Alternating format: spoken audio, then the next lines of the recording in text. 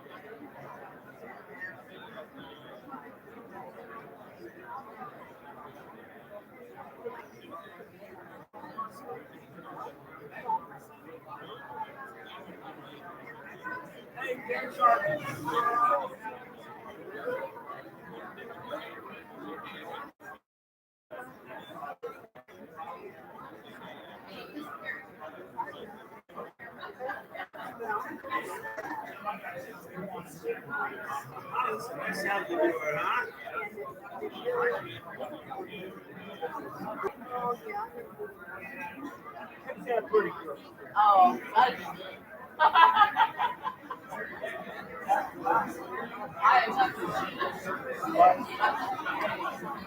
That's go. Go.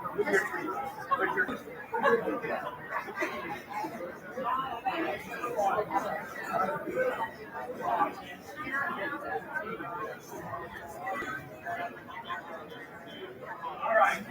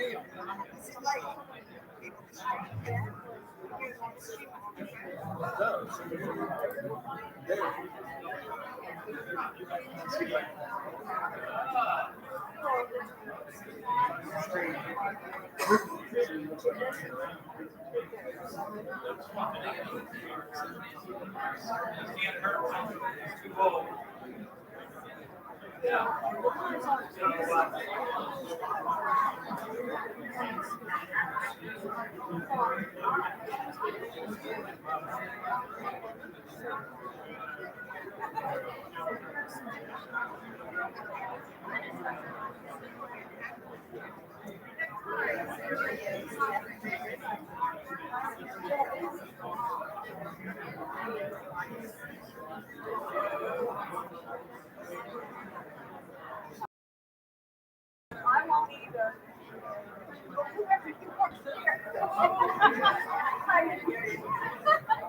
I'm nobody. Nobody at all.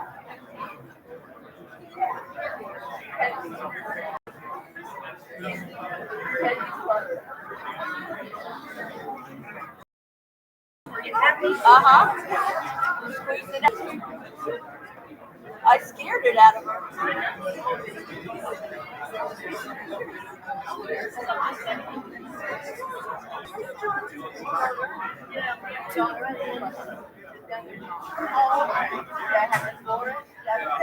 I'm up to 40 minutes. Sorry.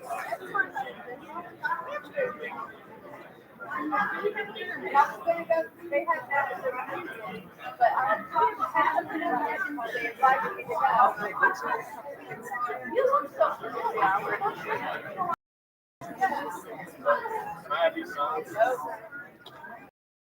No, you may not.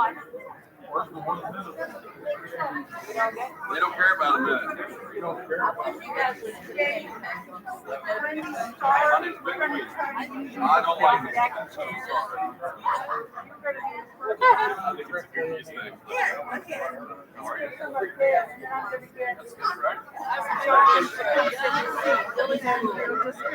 What was I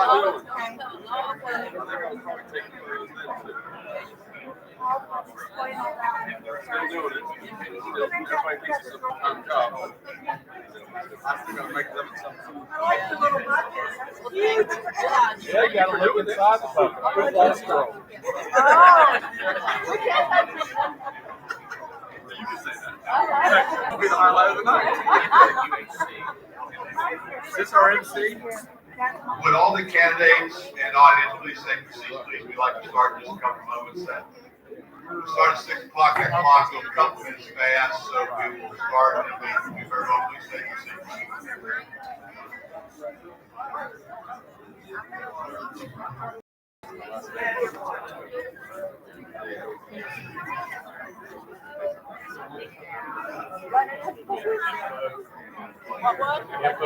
Okay. Don't just disappear. You got time? Yeah, but you know what? Yeah. So now I know who you are.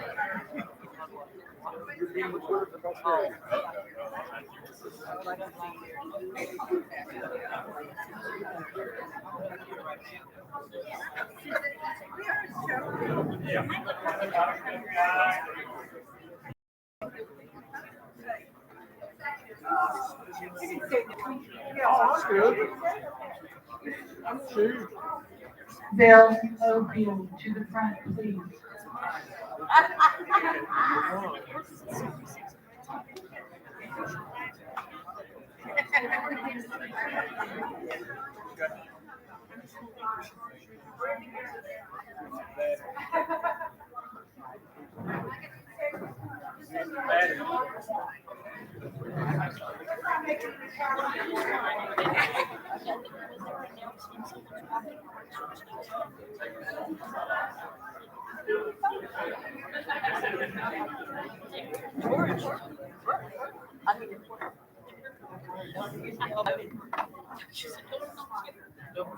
Welcome everyone to the Harrison County Senior Citizen Center.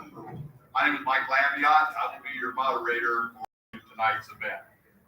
Before we begin, I'd like to introduce some people and recognize some people that made this event possible.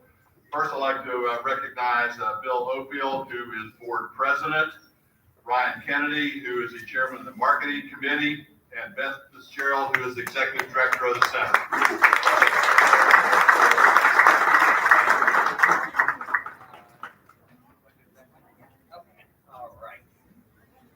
Wow, what a good crowd we have here tonight. Yeah, give yourselves a round of applause. This is great. We are delighted to have you at our, and I was trying to think today how many of these we've done. But with COVID, we kind of got off track. So we've done at least, I know, 4, I feel like. And we couldn't do this without our board member support. Would all the board members please raise your hand or stand if you're able. We got Ryan over here. We got Don Burton back there, Harley Jeffries, Sandy Mosser, Donna Stewart, and Betty Waddy back there with the raffles. And that takes me to my next topic. We have the Walk to End Alzheimer's, North Central Walk, is this coming Sunday. I've got flyers back there in the corner. We'd support, appreciate any support you give us. You don't have to raise money to walk. Just come down and walk with us on Sunday, right, Ryan? Absolutely. Yeah. And we've got a raffle going on that we'd like for you to participate in. We want to thank the staff for their support for the refreshments, getting the room ready, and the members of the marketing committee who helped put this together. And this time I'll turn it over to Ryan. I echo everything that Bill just said, and I just wanted to, again, I'm really glad to see so many people came out today. I'm excited to hear what these candidates have to say. This is my favorite election, the one I'm not running in. And I would say on behalf of the marketing committee and all the members of the marketing committee, if there are any members here, please raise your hand and be recognized. I didn't see any, but doesn't mean I didn't miss somebody. But this is one of the many things that we do to try to make life better here for seniors and for our community, and I'm glad we're able to do this here tonight. So I'd say let's get started. All right. Okay. Just a couple of housekeeping. The bathrooms are right in that middle corridor. If there's anything that is amiss in there, please let me know. Also, candidates, this information is for you. This is going to be kind of like baseball. These are the on-deck chairs. This is the Republican on-deck chair, and then also for the, when we do the Libertarian, we'll put them over here. And then this is the Democrat. So when you see the order, everybody got one of these orders. And if any of you sitting here need one, they're back on that back table. It's the order of the speakers, and speakers introduce yourself. But the first up, when David comes up here, then John would go to the on-deck chair, and of course, Mike would be there. And then when Mike comes up to speak, Annette. I'm going to ask you to move at the time we change speakers to avoid a lot of distraction, okay? So that's the purpose of the chairs here. So that, and you can just come, you're right in order, right down the line. I tried to make it easy for you. So that's all. Okay, I have one more thing. Yes. Yeah, I have one more thing. I want to thank Michael Lambion here. Let's give him a round of applause, our moderator. Mike came forward years ago when Beth and I wanted to do this, and he wanted to also participate, and he's been with us ever since moderating. And I told this earlier about Mike. I was telling some of the folks, he is a retired assistant high school principal. So who better than to be a moderator than a former principal? So we all follow what Mike wants to do because he'll keep us on time, and I better step aside to keep us on time. Thank you. We have a lot of candidates. All right. Thank you, Beth, Bill, and Ryan. As I said, my name is Mike Lambion. I'll be your moderator for tonight's event. Before we move into the format and explain how we're doing things, we're a bit differently tonight. I'd like to recognize some other people that are here and some of the people that took part in putting this all together. I would like to recognize Seth DiStefano is in the back. He is the Policy Outreach Director for the West Virginia Policy Center on Budget and Policy. He's here to speak about the 4 amendments. Many of you may not realize that we do have amendments, proposed amendments for our state constitution. And I would like to mention to people that there are 4 of them, not just amendment number 2, which seems to be getting all the coverage as such. But you at the end, if you want to, you can go back and talk with Seth. He has some material he can distribute, and also he can answer questions about the different amendments. Also, I'd like to recognize our timekeepers, which I'll get into the format just for a moment. Sandy Mosser, Kendi Clutter, and Donna Stewart. And also, I'd like to recognize Curtis Short. He is our operations manager. He's the IT person for the Harrison County Senior Center, and also the staff for setting this up and for the refreshments. You would not believe, unless you've been involved in something like this, how much goes on behind the scenes to put on this type of event. Moving on, the program is being live streamed, so you can pick up a link later on if you want to go back and look at it on the Facebook page, the Harrison County Senior Center. It's also on the website for the Harrison County Senior Center.org, hcsc.org. WB. Pardon me? HCSCWB. hcscwb.org. Thank you. The program is a little bit different than what we have done in the past.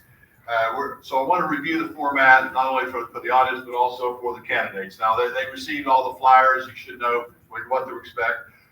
We're not doing it as a debate as such. Each candidate will have 5 minutes to say what he or she wants to say. And we have our timekeepers, so speakers, if you can look off to the side of your peripheral vision, when you have 30, like I said, best pulled from baseball, I pulled from soccer. When we have 30 seconds left, one of the 2 people or both of them, they will hold up a yellow card. That's a warning. You got 30 seconds. And then at the time, I will sort of slowly walk up to the back here. And when you've exceeded your time, when you have the end of the 5 minutes, then you'll get a red card, which means please finish your sentence. So when you get the yellow card, start to wind things down just a bit, if you would. Now, at the conclusion, when we have 16 candidates, so after everyone is finished, then we will say some parting words, and then the candidates will be available at their tables. You can go and speak with any of the candidates.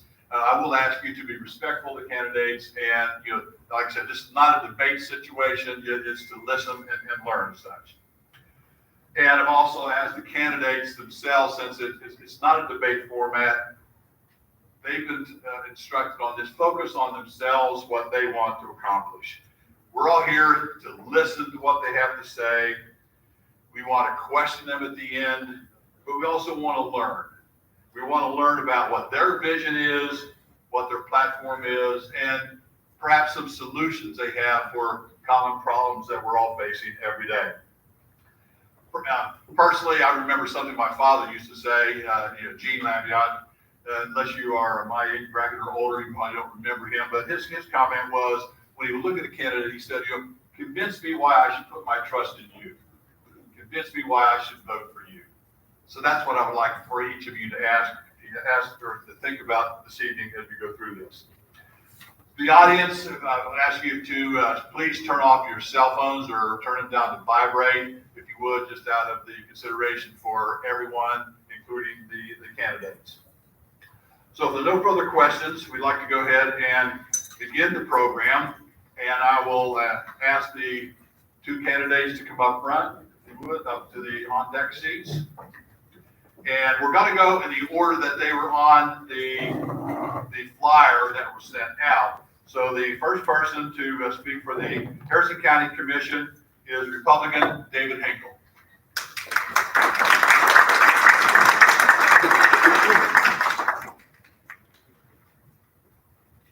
I want to thank the seniors for holding this tonight, and I also want to thank all the candidates that are attending and have taken the time to give you all a choice as far as the election goes. I think that's really important nowadays, that you all have a choice. So thank you, candidates.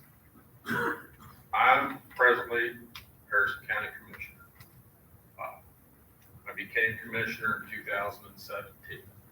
6-year term. COVID came, feels like I only had 4 years, not 6. COVID really changed the way we did things on the county level. As a commissioner, I've been involved in several things, like the airport, our Harrison County Development Board, the MAC Board, and a lot of different things to try to bring jobs to Harrison County. My background is manufacturing. My job is in manufacturing. My background, I have traveled basically the world or dealt with companies from around the world. So as West Virginia becomes more of a global stop, I'm used to working with people from those areas. And as your commissioner, I want to see our population grow. And until we get jobs growth, we're not going to grow our population. We keep having a declining population. The other issue that since I've become a commissioner, is trying to get our tax dollars, which come to us and you all expect us to spend them on services. The Sheriff's Department is something that I supported from my very first day. I was involved heavily with police dogs, involved heavily with the body cams and keeping cruisers up to date. I think that's very important for a commissioner to do that. I've also was involved in getting equal pay for all the employees. I had 2 gentlemen that were previous commissioners that suggested when I came in to try to get that for the county employees. We were able to do that. So that's one of the things that I'm proud of for the Harrison County employees. The other things that I've worked on, new 911 center, we were able to fully fund that out of the county's funds. We didn't have to finance it. We built a 911 center at a less cost than what was expected. The county's been getting reimbursed by the levy for that funding. So we're slowly bringing that money back into the county general fund. The other thing that I worked on when I first came in was the new GSA building. That's a hot topic. But employees in the courthouse have very bad working issues. I mean, since I've been there, we have taken closets, and I mean closets, and converted them to offices. That's not any way to treat people. And so myself and the commission at the time determined that we needed to improve our conditions for the employees. As your commissioner, I'll keep fighting for jobs. That's my biggest goal, is to find good employment for everybody in Harrison County and yeah, I would appreciate your vote. Thank you.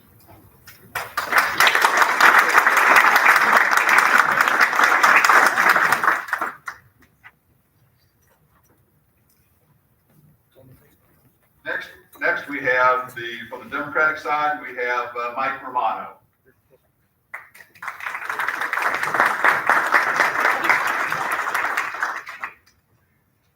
Good evening, everybody. How you doing? I want to tell you, the first time I got up here running for office, I was a young guy, and Mike Landon was even younger. So I don't know what's happened to us. But time flies by, and you know, I'm almost a senior. It's amazing. I mean, it really is to think back over the last, decade and realize how much time has passed. And I just want to thank the board and Mike and Beth and the entire board for putting this on. It's a good thing for our community. You know, my dad and mom grew up here. My dad was Melvin Romano. He had Melvin's Key Market. I see a few of you out there that are old enough to remember that. My mom was a public school teacher, taught for 35 years in Harrison County, but her greatest claim to fame was she was the first lay teacher, non-nun teacher at Notre Dame in 1955. And she really got a big kick out of saying that. We just lost her a couple years ago. And she was a good woman and taught me a lot, and so did my dad. And my dad taught me the most about how to respect people. And you know, when you get elected to office, there's nothing more important than respecting people. No matter who they are, whether they're the highest person or the lowest person, you owe everybody the same duty.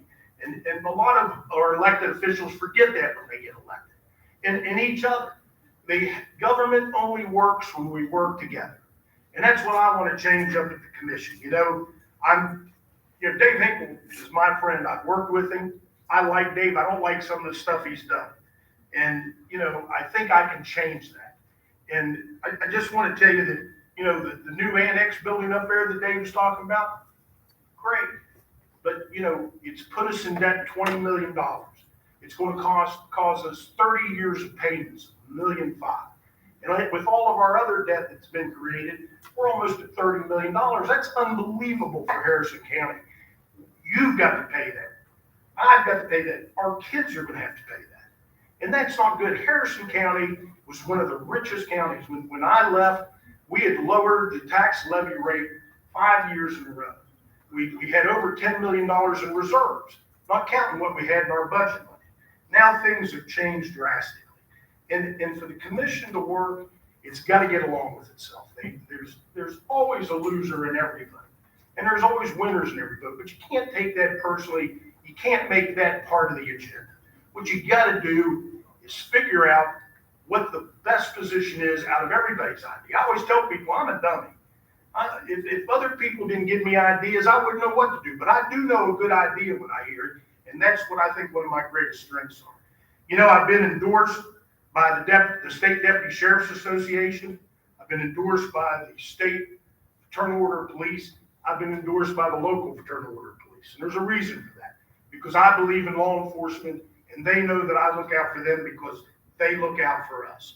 I've been endorsed by the Harrison County Education Association. That's all of our public teachers. And the Harrison County American Federation of Teachers. That's the rest of our public school teachers. Because public education is the backbone of the American dream. Every one of us are where we're at because of the education we got. Some of us got really good education, some of us didn't, but usually that was our fault. My mom made sure that I got a good education or I got smacked if I didn't. So she's done me a lot of good, and I'm so proud. I have a wonderful wife, and I have 2 children, and my daughter, who graduated from high school a couple years ago, was just named the academic freshman of the year at the University of Arizona. Chokes me up a little bit because I should be out there. It's parents' weekend, but I'm in the middle of a trial. And I just left the courthouse just a little bit ago because I've been up there for a week and I wasn't able to go. Really would like to have been there. I'm so proud of her. My son's a straight A student. I'm so proud of him. He's a heck of an athlete, much better than I ever was. But let me just say this to you, that if I am elected county commissioner, I'm going to go back and do what I did when I was your county commissioner before. I'm going to make sure the county commission runs smoothly. We're not going to agree, and I'm not going to agree with the other 2 commissioners every time, and that's okay. But I'm going to be civil about it. And and I'm gonna make sure that this community is something to be proud of. We don't wanna be seen as you wanna bring business in here, show them a smooth running government. You wanna run businesses away, make it look like chaos. And that's what I'm gonna bring back to Harrison County. And believe me, when I left the Senate, I've been your senator for 8 years. I really intended to retire, but I can't see everything that we've done in Harrison County go under because we can't get along. And 15 years ago, we started growing jobs here. We're going to continue to do it. Thank you, everybody. I have to leave, but thank you all for having me tonight. And moving to our next race for the Harrison County Clerk, we have Annette Wright. And I too would like to thank everybody for putting this together and hosting this event. And also to all of you for coming out tonight to listen to us and just to see what we kind of have to offer. My name is Annette Wright, and I'm born and raised in Harrison County. I have 3 beautiful children. I strongly believe in public service. My son is a firefighter. My daughter's a nurse. So I'm really proud of that. I have 4 grandchildren, and they have been out on the campaign with me. At least my 2 grandsons go everywhere with me, and they wear the shirt. And they'll be glad when the election's over, so they don't have to wear that shirt every weekend. But I'm city clerk, been a city clerk here in Clarksburg for 26 plus years. And in that role, I became a certified municipal clerk. I became a master municipal clerk. And what I would like to do is to bring that experience now to the county. And I think I could make a difference and help in that aspect. I'm knowledgeable of the police and fire, civil service, and I know that the sheriff's office has civil service. I think I can be an asset there. But as far as elections go, I've ran several elections. I've been the clerk since '96. I want to share this little story with you from '97, and this just goes to show you that people truly want to know how much you care, not how much you know. And this was back in the day before we had the cell phones and we had the technology we have today. But it was my very first election, and I can write a book from that. But there was a lady who had mailed in her ballot, and she didn't sign it. So I'm calling the previous clerk, and I said, oh my goodness, what do I do? I said, she didn't sign it. And at that time, the law, which has changed, has said you had to sign that somewhere so nobody could, have done fraud or something like that. So I call her up, and the previous clerk says, go to her house, get her to sign it. You want her vote to count? I said, well, of course I do. So I called her on the phone, told her who I was, and I said, hey, I just received your ballot in the mail, and I really wanted to make sure it gets counted, but you didn't sign the envelope. Can I run by at like 12:15, get you to sign this? She goes, well, certainly you can, and when you come, bring me a loaf of bread. And I did do this, lady. She bring me a loaf of bread. And I said, is there a special kind? She goes, well, I want Wonder Bread. I said, okay. So it was really funny. I went, this is different, but okay, I'll do it. So I went and took her loaf of bread and everything. She invited me in for lunch, which I declined, but it was so funny. A couple weeks later, this woman comes up to me and she goes, you may not know me, but you know my grandmother. And I said, what? She said, you're the one who took her loaf of bread. She said, you took her ballot there so she could sign it. And she said, that way, she's able to vote. She says, because she's an avid voter, she don't want to miss that opportunity. I said, yeah, I did. It gave me a chance to meet her, too. And she said, well, I really appreciate that because she can't get out. She's shut in, and I wasn't available at the time, and she really needed bread. And I said, well, I'm glad I was there for her. So I was happy because I think people don't realize, we know elections and we know the laws, but that's what we're supposed to know. But people don't know how much we care about what they want. When they come into the office, how are they greeted? Are they, there's times when you walk in different offices and you just feel so odd because nobody's, I think there's a way you greet people. I think it needs to be friendly. I think it needs to be, accommodating. And I don't want anybody to ever walk in and act like, well, who's going to have to wait on me or what do I need to do? I want us to be very friendly. And I kind of have that role at City Hall. I do that. I kind of think that the clerk is the ambassador of the city and the clerk makes everybody look good. So if your clerk looks bad, everybody kind of looks bad. So I kind of play that role. But I'm just looking forward to, doing the best I can for the county. I love my community. We are very fortunate here in West Virginia, and Clarksburg in particular, and our communities to have such tight-knitted communities who care about each other and care about how people vote. And I would just appreciate all of your support and appreciate if you all would just remember me on November the 8th. And remember early voting, take advantage of that, starts, I believe, October 26th. So get out there and do that early no excuse voting, get it out of the way, and you'll be done. So do your duties, go vote November the 8th, and I would be sincerely appreciative if you would remember me on the ballot. Thank you. One other thing, I do want to mention, I'm so sorry, because I still have time, right? Yep. Okay. I want to mention my endorsements, because I am not a politician. I'm a public servant, and I truly believe that. And I don't believe politicians are politicians, they're public servants. But I am honored to be endorsed by the local FOP, the Carpenters Union, and the Communication Workers of America. So thank you. And the Republican candidate for the Harrison County Clerk is John Spires.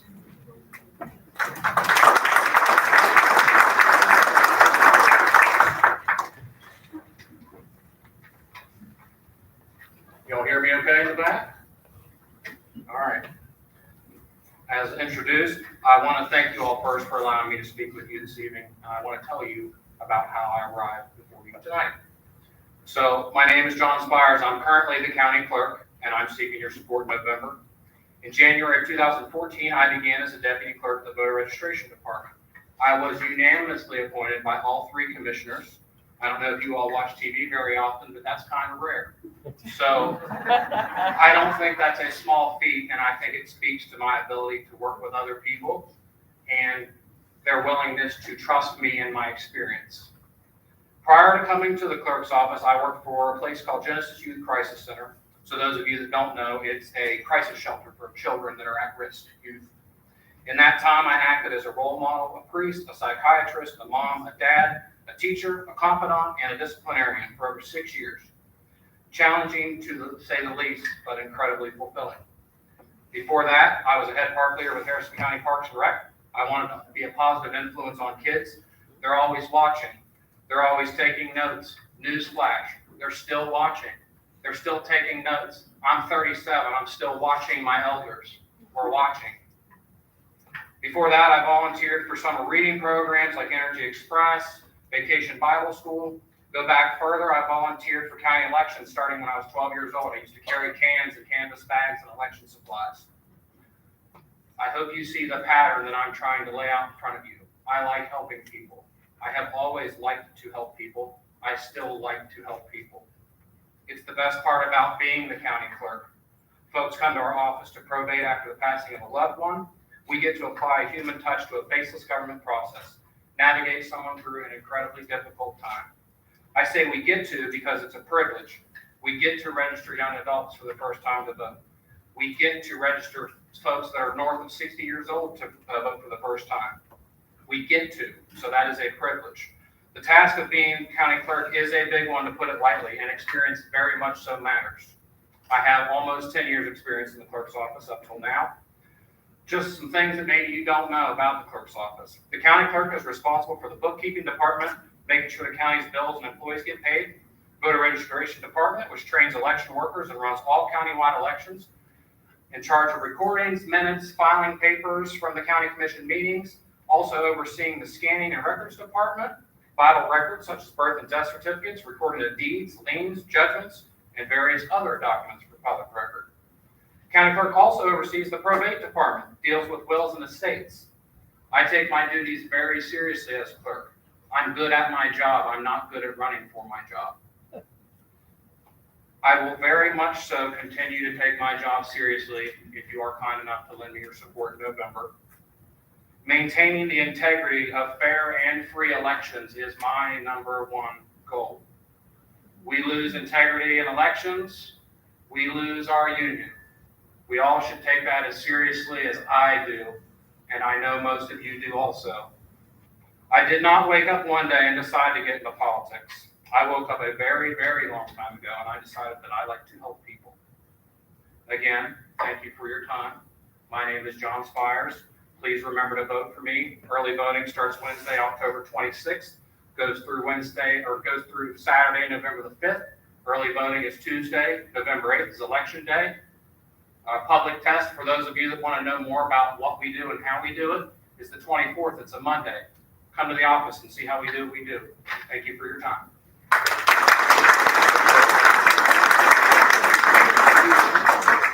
The next position we have up tonight is for the Harrison County Circuit Clerk, the Republican Garth Beck.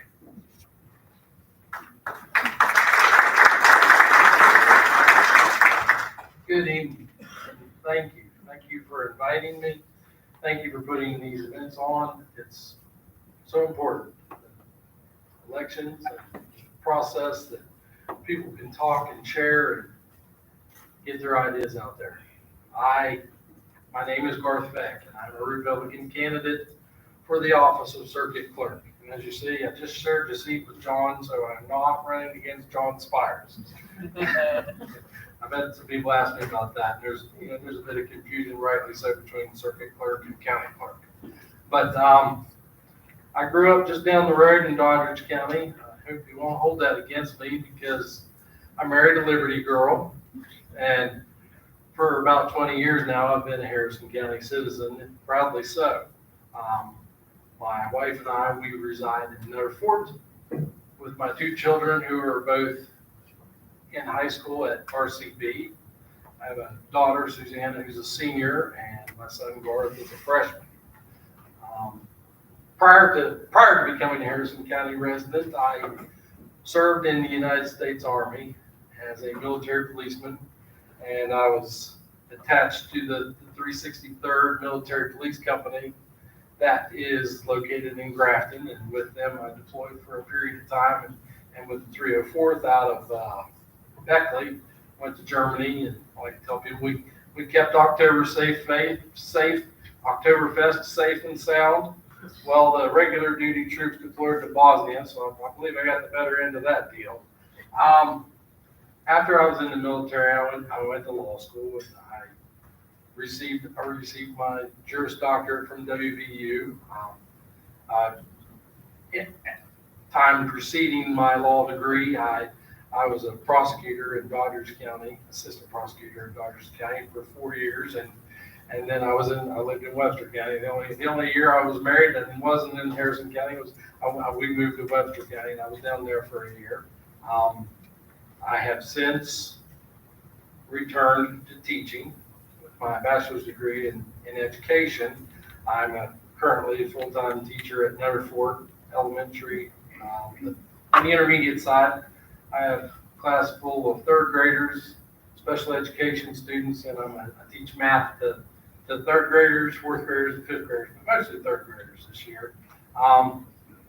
I decided to run for circuit clerk because it's a position that I find very interesting, and certainly with my experience as an attorney, a lot of times people coming into the circuit clerk's office are having quite possibly the worst day of their life, and they're dealing with a divorce, they're dealing with a custody issue, they're dealing with a lawsuit, they're dealing with even if they got a subpoena in the mail or a jury summons they didn't want to serve. Sometimes getting called for jury service may be the worst day of somebody's life. But in my experience, I want to have people walk into the circuit clerk's office and feel welcome.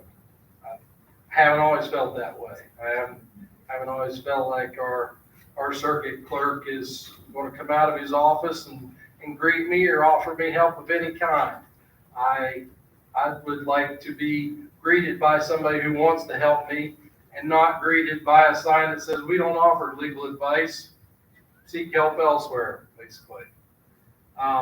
There's a whole lot of help you can get in the circuit clerk's office without giving people legal advice or without being a licensed attorney.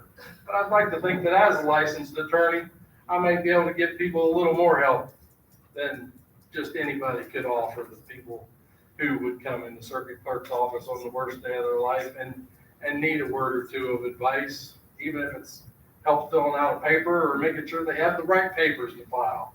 I believe that I could serve the citizens of Harrison County well. Certainly would like to modernize some. I've had several attorneys complain to me about how come we're behind in Mon County, how come Doddridge County does this, how come this county does that. I think I'd like to see some modernization, including let's get rid of DOS. know how old that computer program is, but it might be time to get it out of Harrison County Circuit Clerk's office. Thank you for your time and consideration. My name is Garth Beck.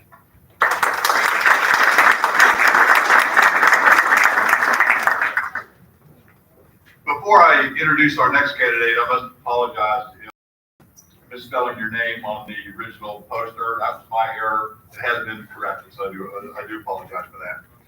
On the Democratic side, for the Harrison County Circuit Clerk is Albert Morano.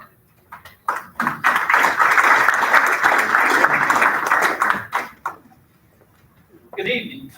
First of all, I'd like to thank everybody for coming this evening. I'd like to thank the senior citizens for putting this event on. It obviously is very successful this evening.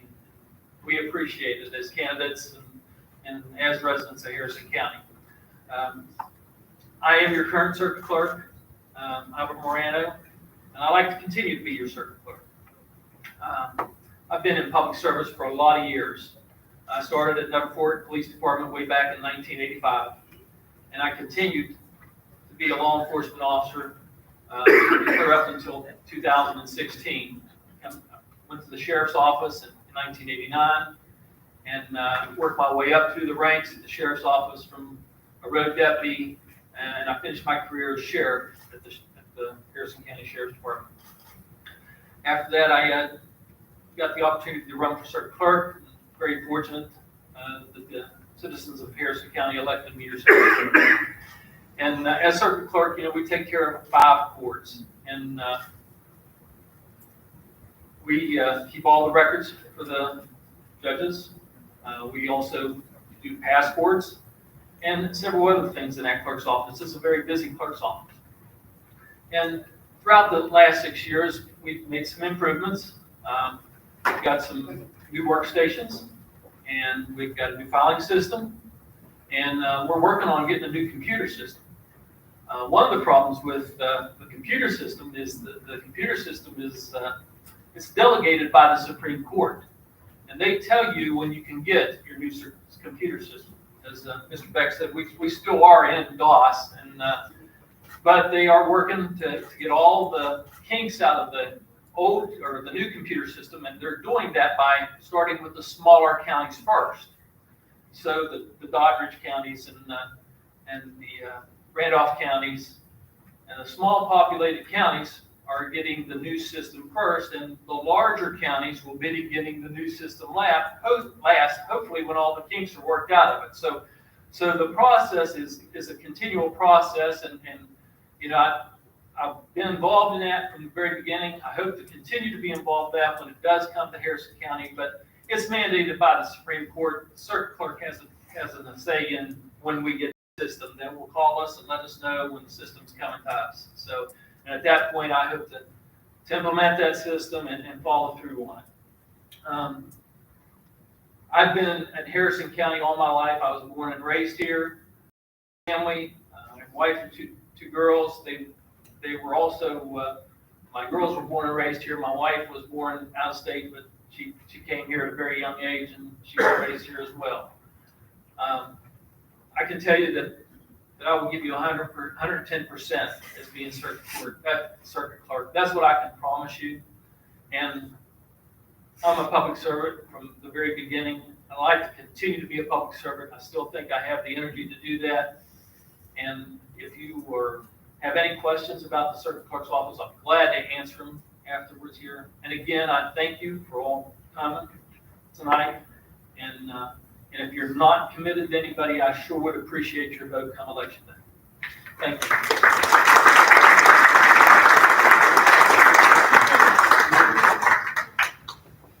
And now it's time to move on to the Senate races. For the State Senate District 12, we have for the Libertarian Party, Austin Lynch.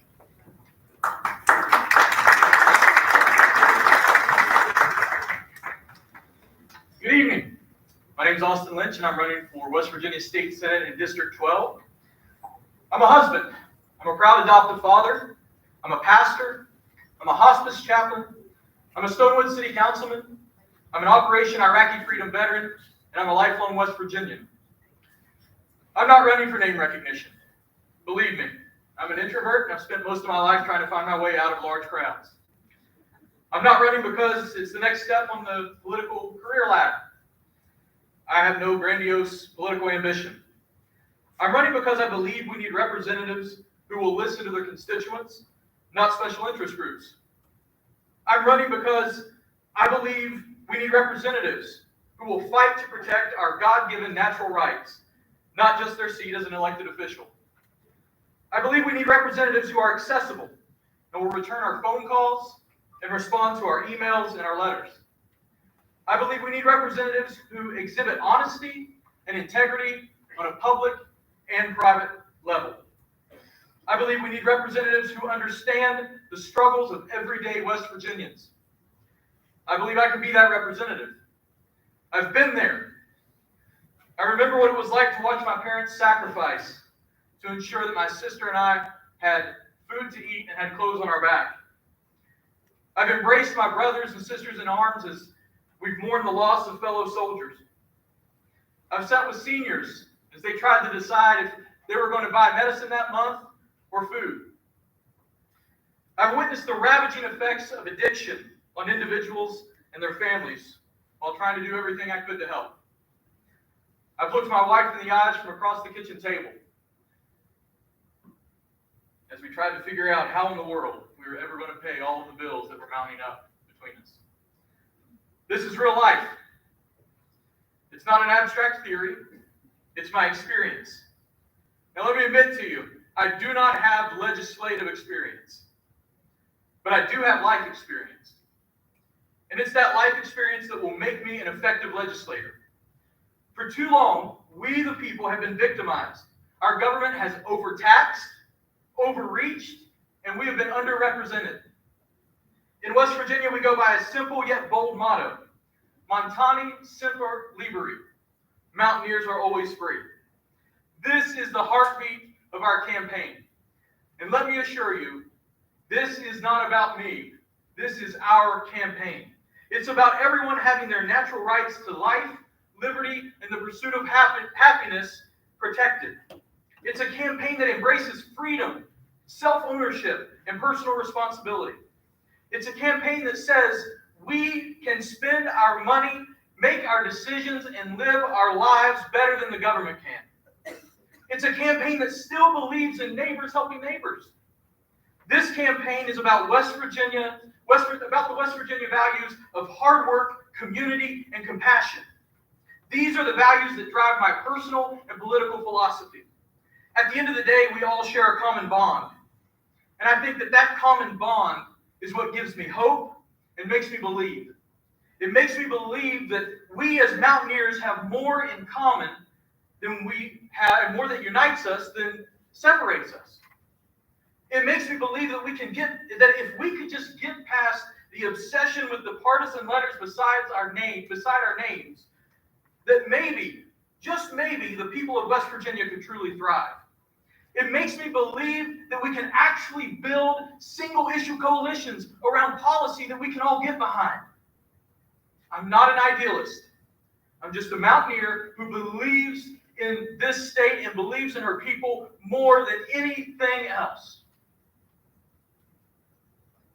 If you want a career politician, I'm not the candidate for you. If you want someone tied to party leadership and special interest groups, I'm not your best option. But if you want a senator who will listen to his constituents and fight for everyday West Virginians, then I would be honored to have your vote come November 8th. Thank you guys so much for putting this on. I appreciate the invite, and I am more than happy to talk to all of you. We're at the back table. We're libertarian. I'm a libertarian, so I wasn't on the Democratic side or the Republican side, so they stuck me at the back wall. Come see me. I'd love to talk to you. Thank you.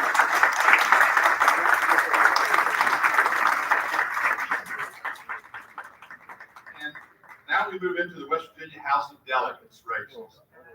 Oops, I'm sorry. I got ahead of myself. I was corrected. Thank you. For the Republican side, for the Senate District 12, we have Ben Queen.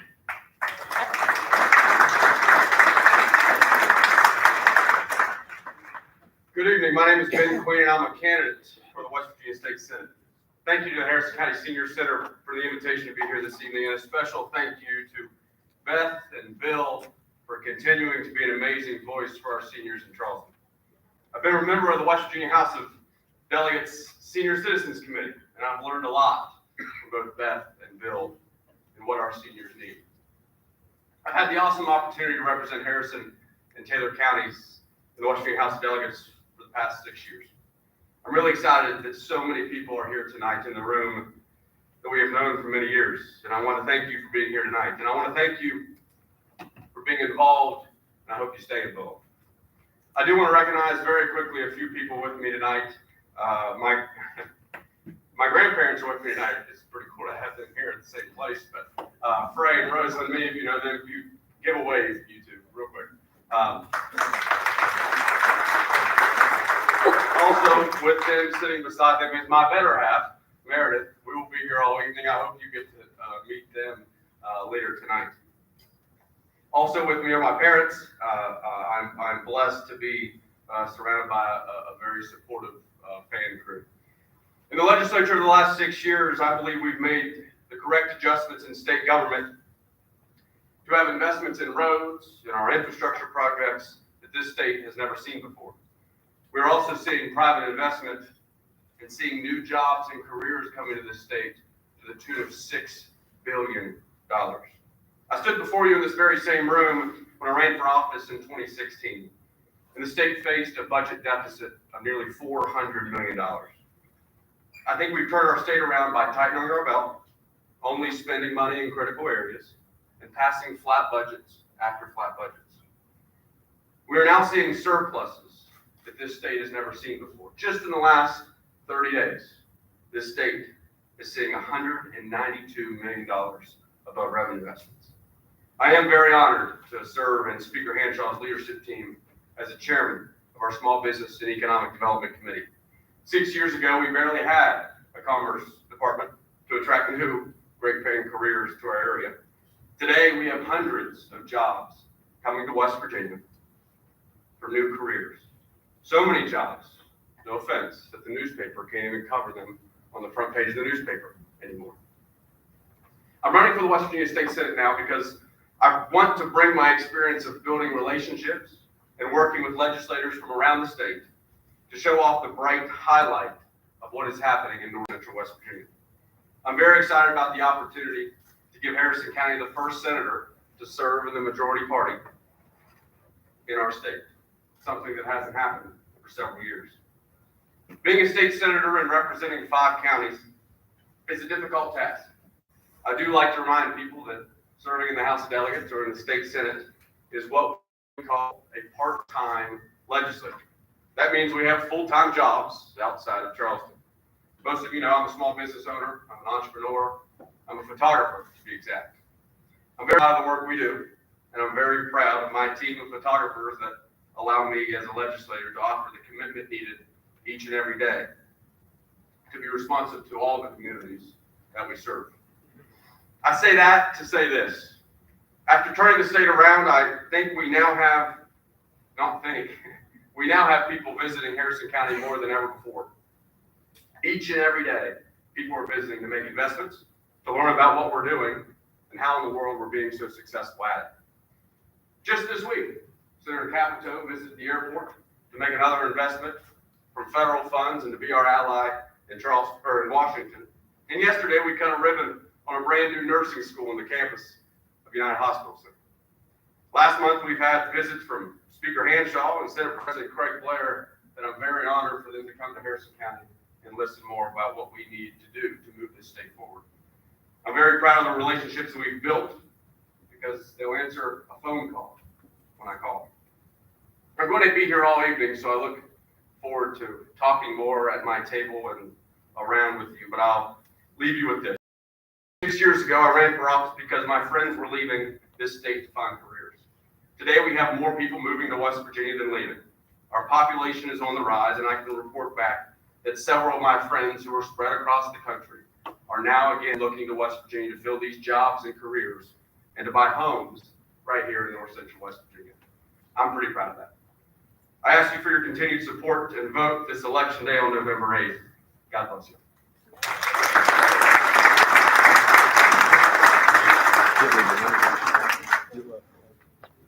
Well, it seems like I've maintained a balance. I've apologized to one side of the room, now I'm apologizing to the Queen on the other side. So I'd like to keep a balance tonight. So now, I hope we will move into the West Virginia House of Delegates race. On the 69th district, we have Republican Keith Marple.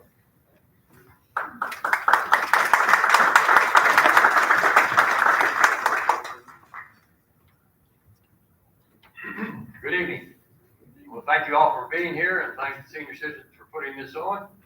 I'm Keith Marple. I'm running on the Republican ticket for the House of Delegates, District 69. It's a new concept. West Virginia is divided into 100 districts for each delegate. Kanawha County had the power with 10 or 12 delegates, and they put it to good use. Kanawha County is flourishing. Harrison County had 4 delegates. We still have 4 delegates, but they're spread out further. The District 72, I think, has part of Wetzel County. District 69 that I'm in has part of Lewis County. So if I'm elected, I will be representing people in Lewis County as well as people in Harrison County. I am a retired magistrate. I was magistrate in Harrison County. I retired from that. Before police officer in Washington, D.C., I worked there 26 years, and I retired from that. I came back to West Virginia. Worked 4 years for Mutual of Omaha Insurance, selling insurance to seniors. I went to work then at the federal courthouse here as a court security officer for former marshal and former sheriff and former state police captain Joe Trupo. And then I ran for magistrate and was elected. My wife passed away. We planned to travel after I retired. When they come up with 100 districts, the delegate Dan represent our district that I live in, Southern Harrison County. Danny got in trouble in Charleston, and Speaker Hanshaw stripped him of his committee assignments. Virtually, he had no power. So I decided I was going to run for that office and try to help the people of West Virginia. Now, you heard Delegate Queen, soon to be Senator Queen, talk about all the jobs that's coming to Harrison County. These are clippings from the newspaper. I'm going to post this back to my table. You can look at it, you can ask questions, and the delegates that are here can tell you how some of this came about. West Virginia has a surplus. Governor Justice wants to cut the income tax. I'm in favor of that. I'm going to work in Charleston to cut the income tax. I'm going to work in Charleston to bring new jobs in. And as Delegate Queen said, there's more jobs, there's more factories, there's more industry coming into West Virginia and Harrison County than the paper can put on the front page. There's been numerous times, there's been 2 to 3 stories on the front page about new industry coming in. We've got an electric school bus company in Charleston. And if you look over here, the High Court puts a limit on the EPA's authority. The federal government has held West Virginia down with our fossil fuels. Oh, I'm sorry. I'm trying to talk loud so you can hear me, but I've done a little public speaking. But I'm a graduate of American University in Washington, D.C. I have a Bachelor of Science degree in Administration of Justice, which come in mighty handy with the magistrate's office. I tried to be the best magistrate that I could. I tried to help people.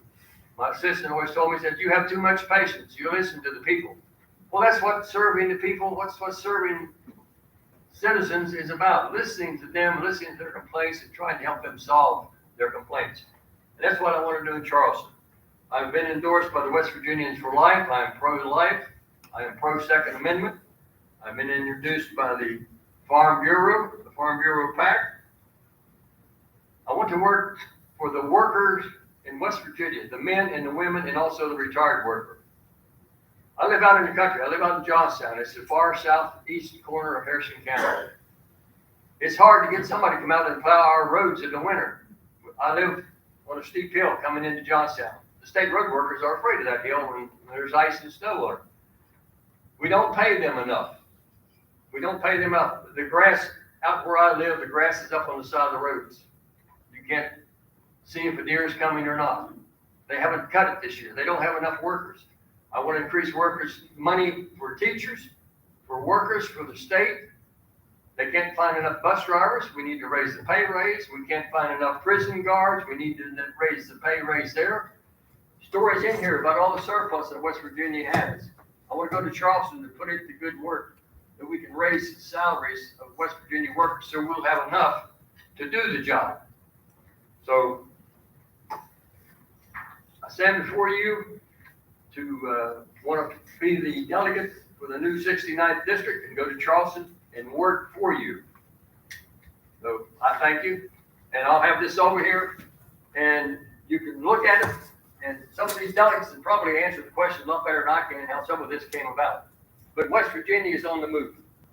Thank you. Thank you. And on the Democratic side, we have candidate Ron Watson.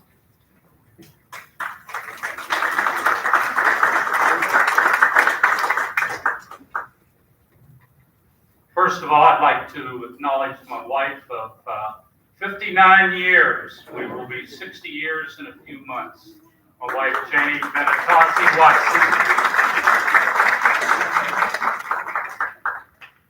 I'm Ron Watson, and I'm running for the West Virginia House of Delegates, District 69. I'm a conservative Democrat and more than qualified for this office. Master's degree in public administration. I have a bachelor's degree in education. I have more than 2 years of government experience.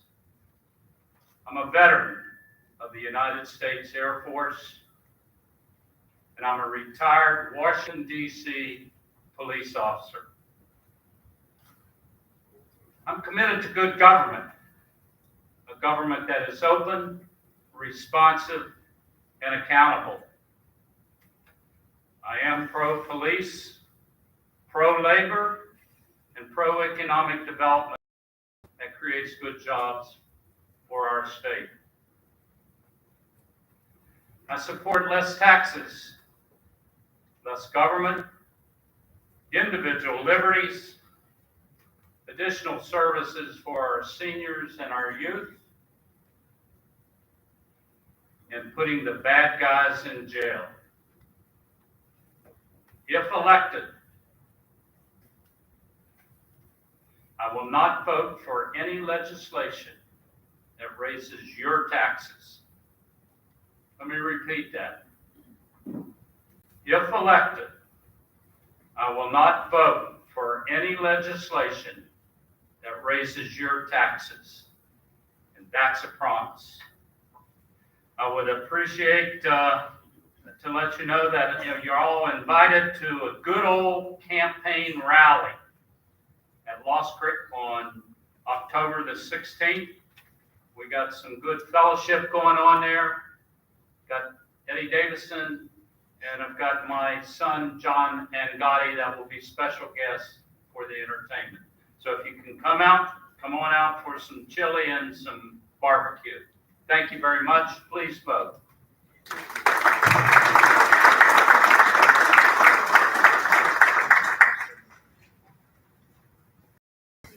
And running for the 70th district for the West Virginia House of Delegates, we have the Democrat Ryan Deems.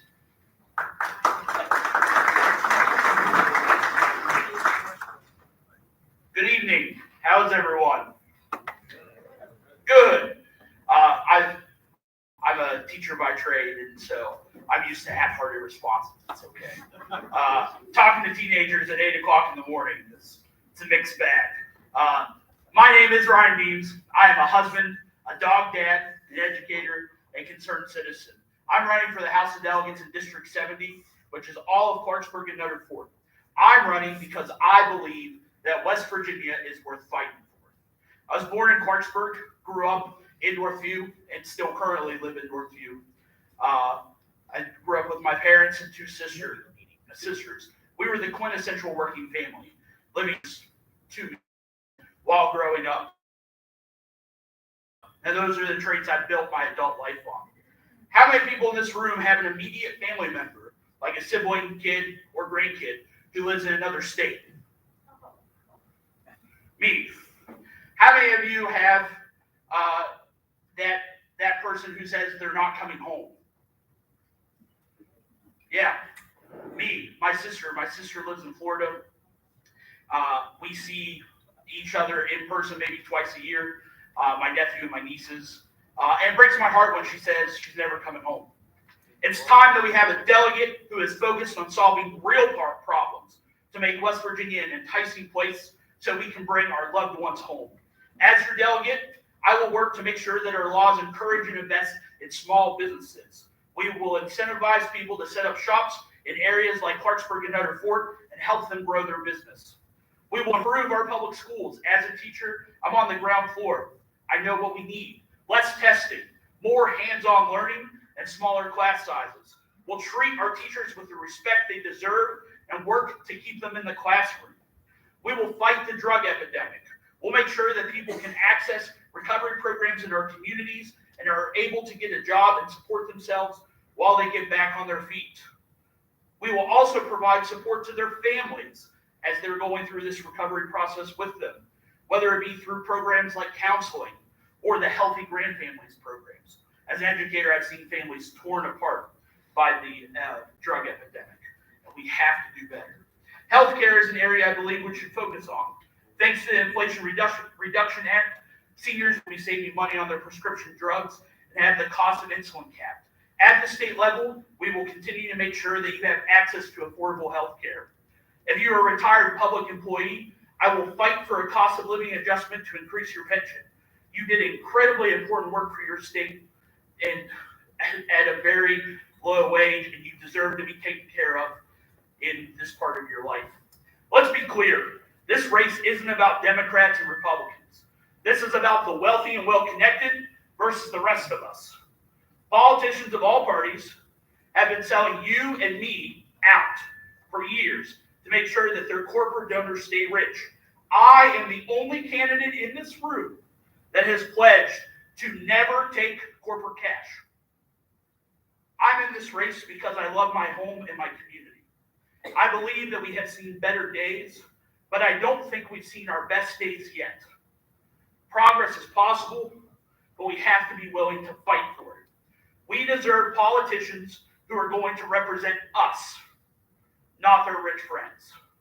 When you send me to Charleston, I'll fight for you and our community every day that I'm your delegate. My name is Ryan Deans. I would love to have your vote. Thank you.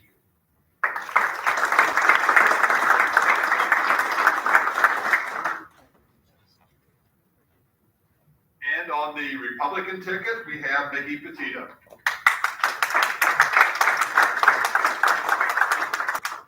Thank you for this opportunity. First of all, to introduce myself, I'm Nikki Petito. I am running for the House of Delegates, District 70, which is Nutter Fort in Clarksburg. I have lived and worked in Clarksburg for over 50 years. I worked for the power company. I was an accountant for many years, a real estate broker, an appraiser, and I'm still an appraiser now. But mostly I work on commercial transactions, legal damages, and legal issues. Why am I up here? I'm here because I look out there across country. I grew up in good times. I look out there now and it's not good times. And I see so many things that I really don't think are right. It's going on and happening in our world. I don't know if I can change it. But instead of complaining about it, I decided to run for office and to see if I could do anything about it. So if I go to Charleston, I will be voting for the things that you all are interested in. My platform is basically pro-life. I am endorsed by them. And I'll fight for our guns. We might need them sometime. So I'm definitely on the gun program. And another one is teachers. We entrust our greatest asset to teachers.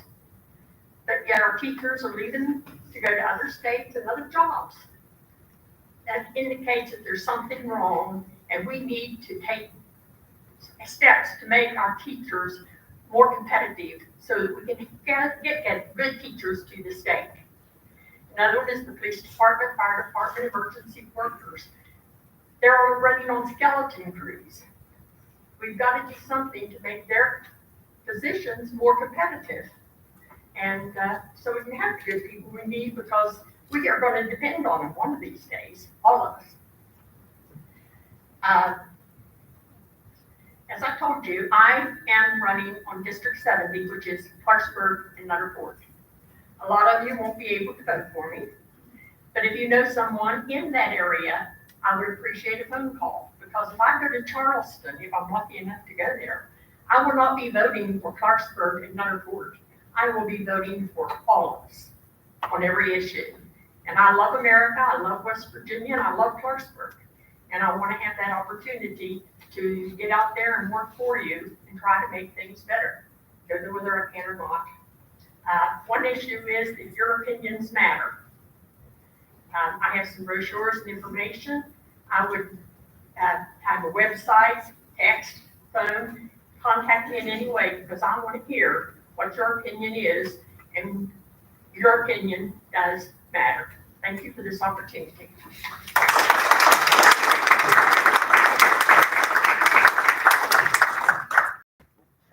And now we move to the 71st District, and running on the Republican side is Laura Kimball.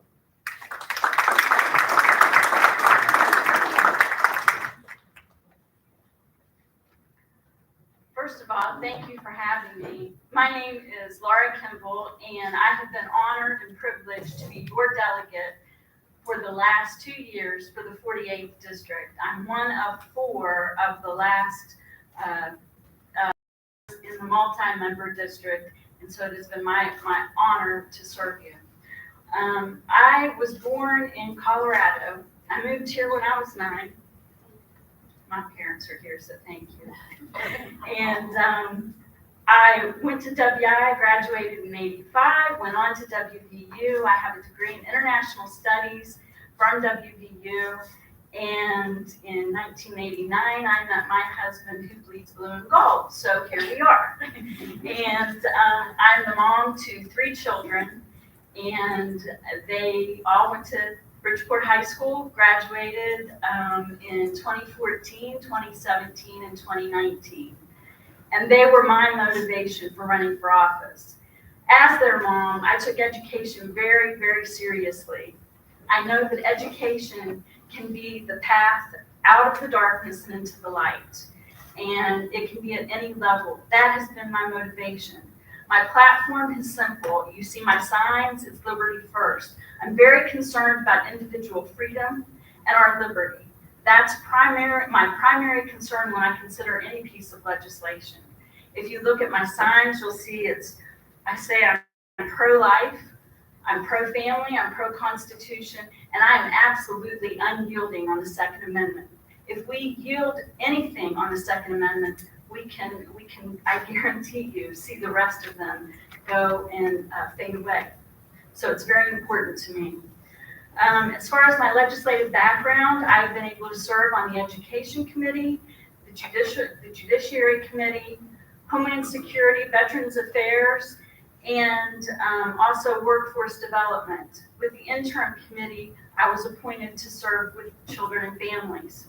That touches into one of the very tough issues that we have to face, which would be the drug epidemic and what it has done to our families. We have grandparents, and I know some of you in this audience will know someone who has been touched by it. We have grandparents, great-grandparents, and even great-great-grandparents who are now raising children. So it has been enlightening to hear about that, and we need to address those issues in Charleston. We also have passed a piece of legislation, and I think maybe Ben could touch on that at some point if you wanted to speak to him about it, would be the exploitation of the vulnerable adults with regard to finances. So now the auditor has the power to look into financial documents so that cases can be pursued. Another issue that is very, it's being followed would be that with regard to trying to attract more veterans and make West Virginia more appealable to veterans. We have a high veteran population, and we've been doing many things to try to keep them here, and we don't have a beach, so many don't want to come here because of retirement, but we have fishing and hiking and hunting, and we're West Virginia. We have no more tax on military retirement benefits, and I'm going to take a pause here. I was going to address all of those issues, but because we're going to be talking about the amendments, I'd like to get into Amendment 4. Amendment 4, I was very proud to sponsor both years, that piece of legislation. That amendment will make the State Board of Education accountable to the people. We will have the West Virginia Department of Education no longer consider themselves to be the unelected fourth branch of government. You're going to hear, I expect, some people say that with the passage of that amendment, we're going to interject politics into the mixture, and that's not true. Politics are already in it. You have appointments by the governor to the State Board of Education, and you don't have any accountability to the people. You don't have to be a parent, a grandparent, a guardian to be on the state board. You don't have to have an educational background. You're just there for 9 years and you make the decisions for our children. So it's very important. I'd like to talk to you more about Amendment 4. And thank you. I'm Laura Kimball, and please consider me for the 71st District.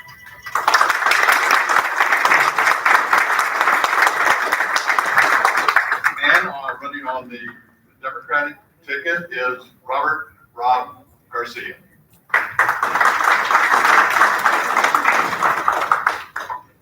Good evening. My name is Rob Garcia, and I am a candidate for the House of Delegates in District 71. I'd like to thank Bill Oldfield, Beth Fitzgerald, and the rest of the Harrison County Senior Citizens Board for having this tonight, this event. It's always awesome. I've been here before. Just a little bit about me. I'm a father of 2 children. I have a daughter, Jenna, and a son, Joel. I also have 4 grandchildren, Braylon, Gianna, Grayson, and Lincoln. And I'm here this evening with my better half, Miss Mary Frances Smith, who is currently serves on the Harrison County Board of Education. A little bit of work history. I'm a former coal miner right out of high school. I went straight into the coal mines, worked there for 4 years, was laid off, and kind of had to leave the area, but I kept pursuing it and got back here in 1989 as an employee at Monongahela Power and spent 30 years there as a line worker and retired in 2019. I have a 2-year associate degree from Fairmont State University. Also, some of the things I've accomplished, I serve as the executive board member of the Columbian Club. I'm the 2nd vice president of the Hope Lions Club, 3rd degree Knight of Columbus, Sons of the American Legion member, and also alumni of the FBI Citizens Academy.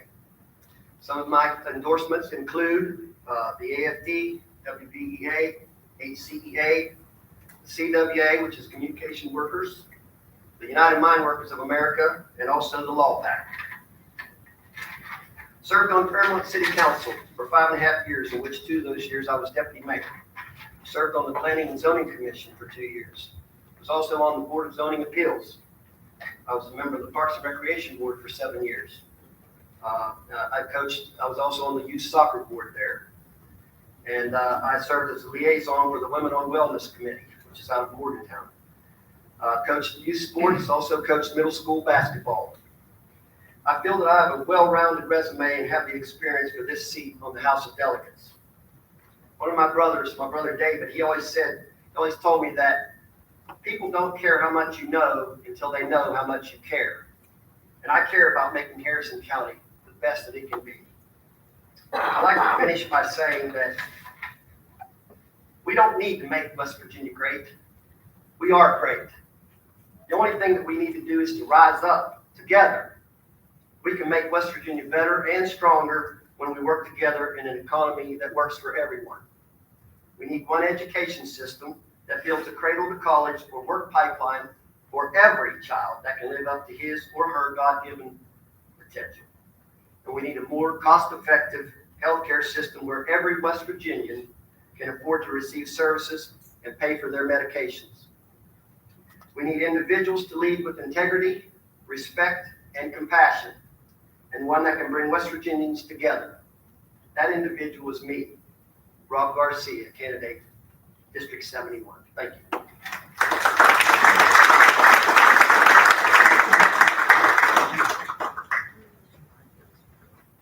And on the 72nd District of the West Virginia House of Delegates, we have Derek McIntyre on the Democratic ticket. He was unavailable to come tonight, but he has asked Jeff Anderson to speak on his behalf.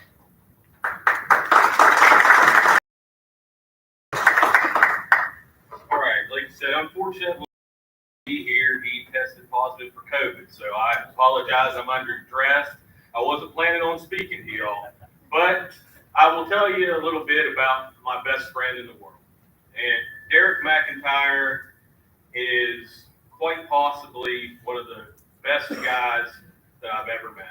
He has devoted his life to serving the people of Shinnston, West Virginia.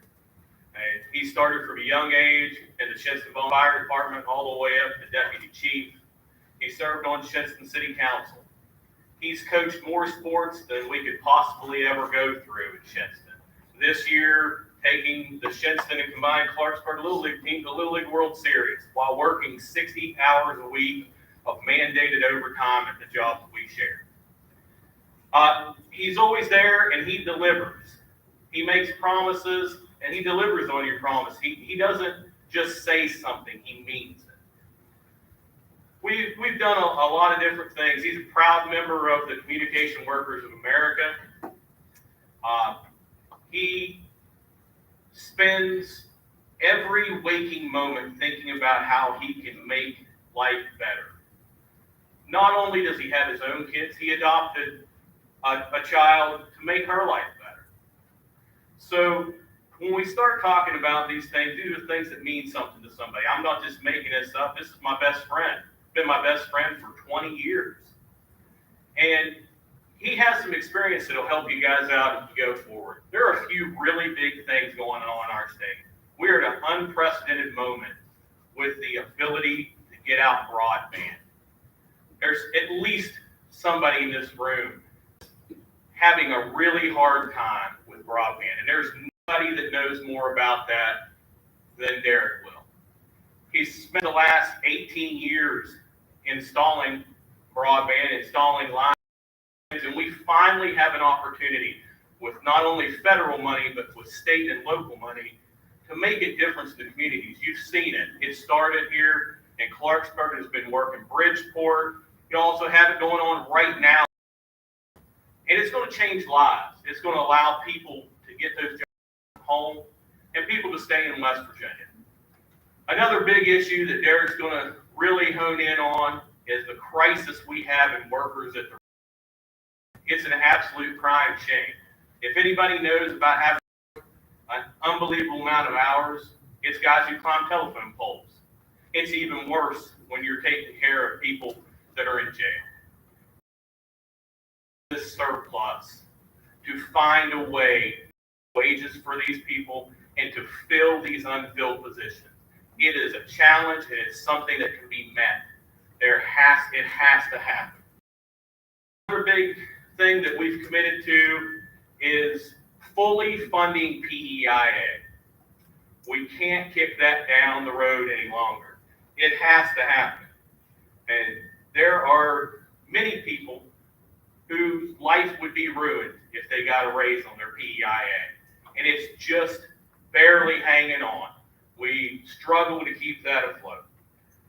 You know, there's a new opportunity. It's a new district and a single member. Many of you have met Derek before. I'm sorry he couldn't be here. But he has an opportunity for his part of the county, Northern Harrison County. It means more to him than anybody I've ever met. Everybody he ever meets, he asks if they know anybody that lives in Shinnston. He grew up in Enterprise, and he's so proud of Shinnston, West Virginia. Sometimes it blows me away. I grew up in Salem. I don't ask everybody if they were from Salem. It's interesting. But it makes him so helpful to you. He's going to take your calls. He'll be accessible. He'll listen. That's the main thing. It's not about Derek. This seat doesn't belong to him. It belongs to the district. And I want to close with giving you a quote by someone you may have had a picture of in your home or one of your family members had, the great John F. Kennedy. As we express our gratitude, we must never forget that the highest form of appreciation utter words, but to live by them. That's Derek McIntyre. He's running for House District 72. He's your voice and your choice, and he'll do what he says. Have a great evening.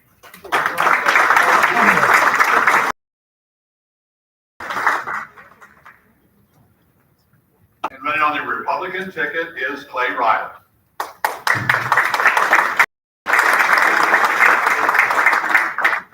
Hi, good evening, everyone. I am Clay Riley, and I'm a candidate for the House of Delegates 72nd District. I've been honored to serve you as your delegate in Harrison County over the past 2 years. And I want to say thank you to Beth, Phil, and the entire Senior Center for putting this on this evening. You know, 2 years ago, I decided to put my name on the ballot because my dad said, if you don't like it, shut up or do something about it. And I'm proud to say over the past 2 years, I've been able to complete a lot of work and get something done. And I'm not done yet. And that's why I decided to run for re-election. And so 2 years ago, I said, hey, we need to have more improved government efficiency. We need to invest in our infrastructure and our broadband. And we really generate some economic development. And so 2 years ago, after I was elected, I started in and I wrote House Bill 2667, which means nothing to anybody here, other than the fact that the state of West Virginia had no idea of what their electric cost was across the state. No idea how many meters they paid for. I know how much my electric bill is in my house. I bet you do. And so I wrote a bill that improved government efficiency that saved at least $2 million a year of your tax dollars.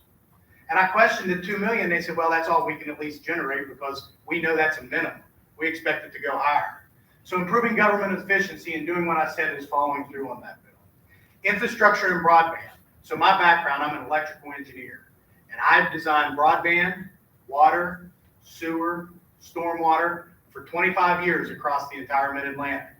I was able to bring that expertise back to the state of West Virginia and worked heavily on House Bill 2001 in 2020, which was one of the most forward-thinking broadband policy initiatives across the United States. We received all kinds of accolades, and I was glad that I was able to draft sections of that and be a sponsor, because with that policy, we are now holding companies accountable for the investments they say they were going to make. And so you've seen millions of dollars, and we just heard it, that yes, it is coming. And that was facilitated by the bill that I sponsored, as well as the investment in the $90 million from the state, of which I was also a sponsor. So it's important that we continue to develop that infrastructure, and we've been able to bring millions and millions of dollars back to Harrison County and improve not only our broadband, but water and sewer. And then lastly, I want to talk about economic development. So as an engineer, I said I've worked in infrastructure. I've also worked in economic development throughout the Mid-Atlantic. So this year, I was honored to be the lead sponsor of House Bill 4002. Again, the name doesn't mean anything, but the jobs we've talked about and heard many delegates talk about are not a byproduct of that, but it helped facilitate it. So the site readiness and site certification bill, they've been trying to get done for 10 years. And every time we've taken an approach to it, it's just been a little bit off. So I was asked to be the lead sponsor and craft this legislation and worked across party aisles, worked with many members across many divisions. And I'm proud to say that that bill did not have one member vote against it. Either side, either party, House or Senate, unanimously was passed out. And so that for me was a very proud moment, because I see the stuff that we're doing from an economic development standpoint. I see the investments in the jobs that we're creating. And I'm glad to know that when I stood up here not here, because that was a few years ago, but when I told everybody that I'm going to invest in West Virginia, I'm going to use my experience to make it better, I'm glad to be able to say I have done that. And, you know, so my dad always said, it's not activity, it's achievement. So I've achieved a few things. Great. West Virginia is better. Harrison County is better. So what am I going to do moving forward? So we have still not addressed our flooding and stormwater issues. So that is an expertise that I will be able to bring and continue to bring. I'm the chairman of the Commission on State Water Resources for the past year. So we've been holding hearings on how to improve that. So that is going to be an initiative that I undertake to improve these flooding issues and these stormwater issues. We have more to do on economic development. Brownfields, the old glass factory here in Clarksburg that came down, those are brownfields that we can certify and have considered greenfields in future economic development. And lastly is the vice chairman of fire and EMS. Our first responders are one of the most critical components. They're the people who are first on the scene. So I've had the opportunity as vice chairman of that committee to work to increase funding for our fire and EMS, increase volunteerism, and really get policies that really help those grassroots level people. So I want to thank you for your time this evening. I am Clay Riley, House of Delegates, 72nd District. Thank you all. I appreciate it.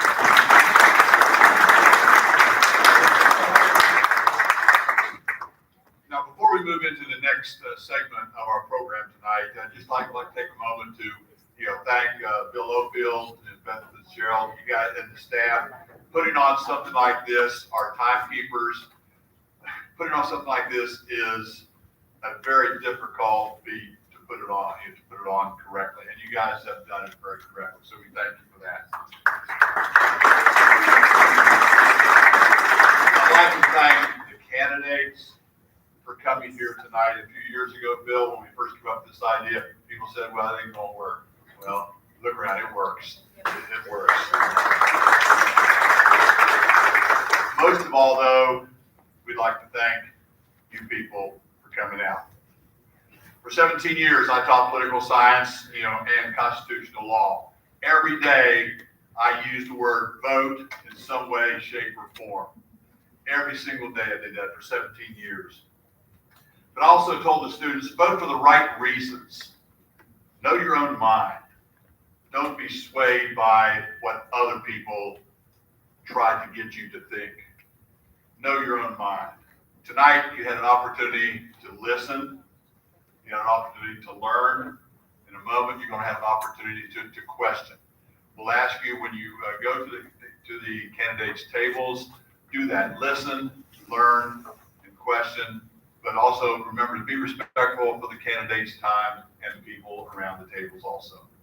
We would like to also have some feedback tonight on this format. This is the first time we've done this particular format, so if you feel like talking to me or Bill or Beth, please do so and see us around the room. Again, thank you very much. And in a moment, we'll break, and then you can go to the tables and see the candidates. Thank you very much. Good night.